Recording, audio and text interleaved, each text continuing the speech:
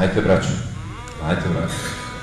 svi koji smo danas u ovoj prostoriji, za 30, za 10, za 50, za 60, za 70 godina, možda 80, možda niko od nas više neće biti živ.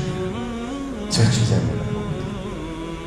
I vjerujte, neće se pominjati koliko je ko živio i kakvu je kuću imao i koliko je imao obećanja. Ostaće zapamćeno na ovom svijetu samo dvije krajnosti ljudi. To su ekstremno loši i izuzetno dobri. Molim Allah dželešanu da budemo na ovom svijetu zapamćeni kao izuzetno dobri, a nipošto ono drugo. A na budućem svijetu nas čeka samo ono što smo udijelili kao sadaku, kao zekat na Božjem putu. Ovo što izgradimo, zaradimo, ostaje ovdje.